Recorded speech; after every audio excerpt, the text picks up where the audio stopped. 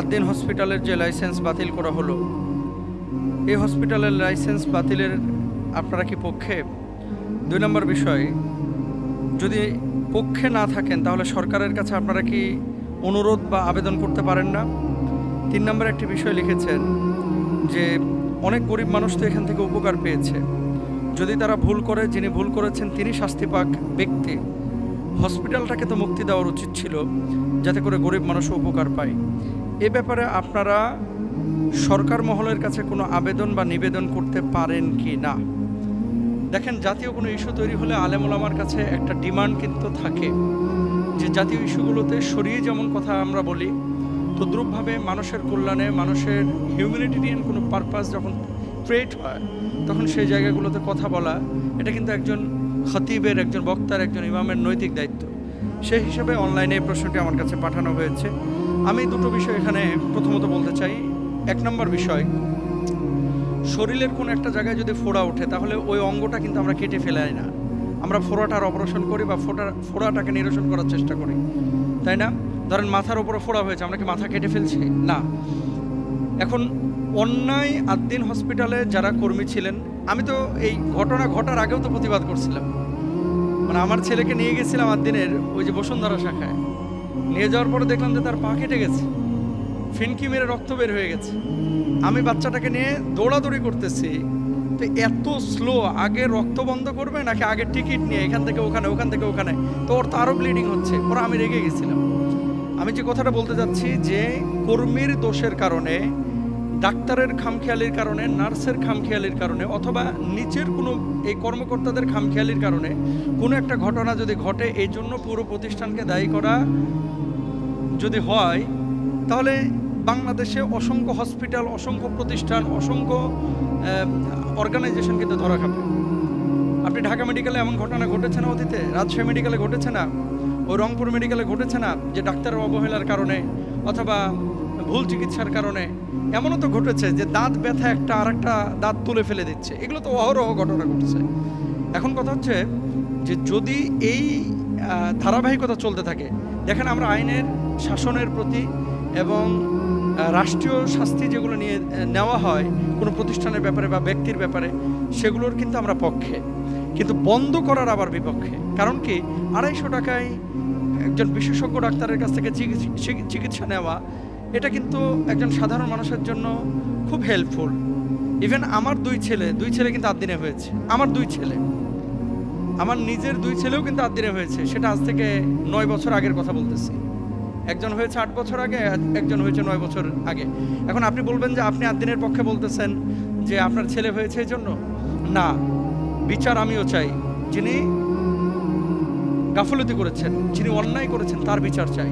এখন প্রতিষ্ঠানের যদি বিচার করা হয় তাহলে অসংখ্য মানুষ কিন্তু ক্ষতিগ্রস্ত হবে। এই জন্য সরকারের কাছে আমাদের আকুল আবেদন যে বিষয়টা পুনর্বিবেচনা করার জন্য, এবং যারা দায়িত্বশীল তাদের কাছে আমরা অনুরোধ করব যে এরপরে যদি ঢাকা মেডিকেলে এরকম কোনো ঘটনা ঘটে, আপনি কি ঢাকা মেডিকেল বন্ধ করে দিবেন?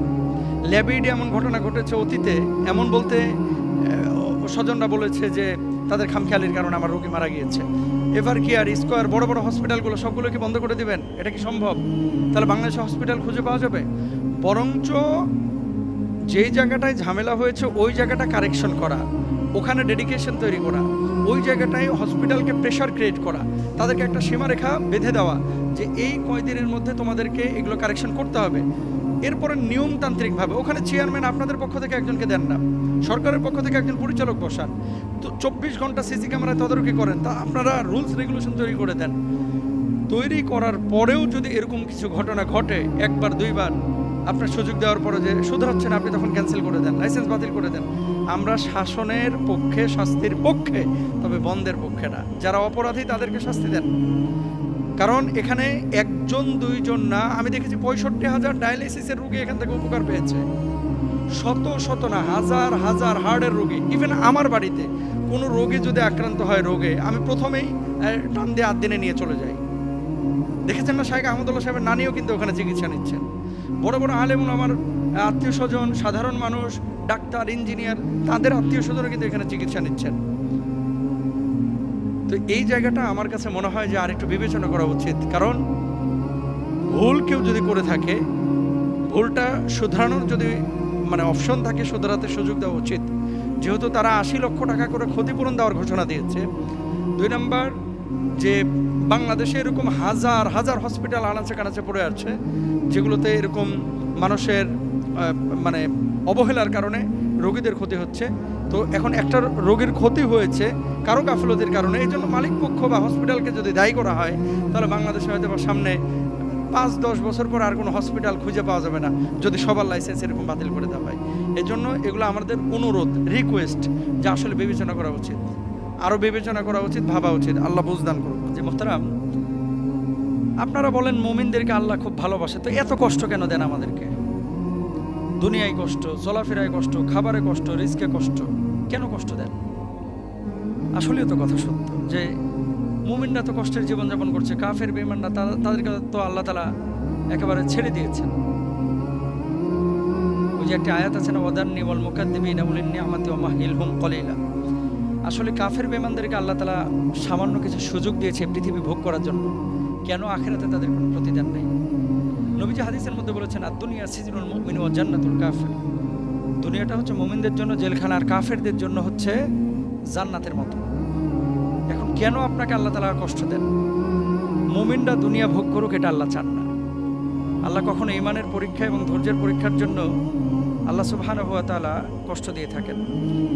ওয়ালা নাবলুওয়ান্নাকুম বিশাইইম মিনাল খাউফি ওয়াল জু'i ওয়া নাকসিম মিনাল আমওয়ালি ওয়াল আনফুসি ওয়াস সামারাত।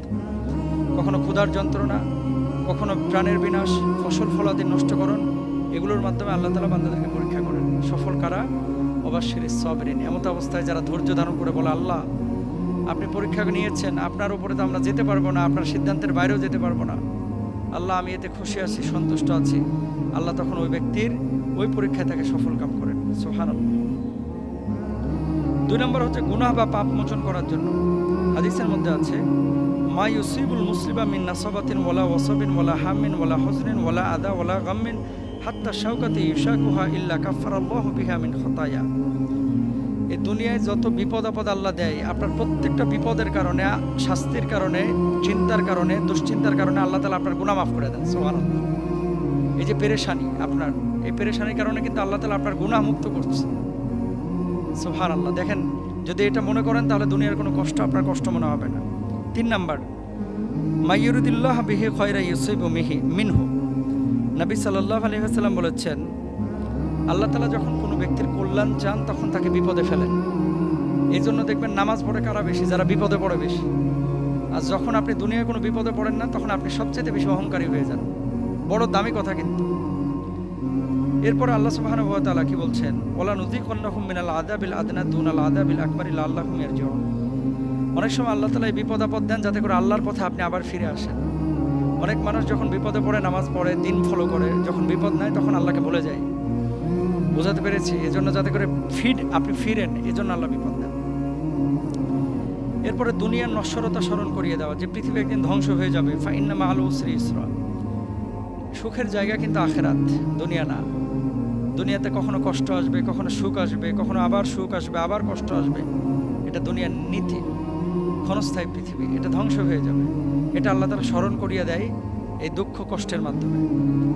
নিজের কৃতকর্মের ফল, যহরাল ফাসাদু ফিল বাররি ওয়াল বাহর। কখনো কখনো আল্লাহ তাআলা মানুষকে বিপদ আপদ দিয়ে পরীক্ষা করেন, এবং কখনো কখনো আল্লাহ সুবহানাহু ওয়া তাআলা আযাব গজব দেন। আযাব গজব, সুবহানাল্লাহ। বান্দা অনেক সময় ভুলে যায় না আল্লাহকে, জানে যে জেনা করলে বিপদ আসবে, বৃষ্টি বন্ধ হবে, আযাব আসবে, তাপ বেড়ে যাবে, জেনা করতেছে।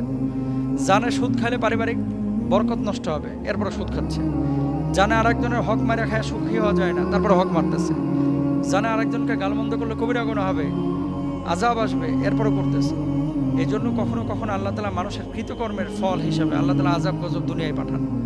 আল্লাহ আমাদেরকে বুঝদান করুন, আমিন।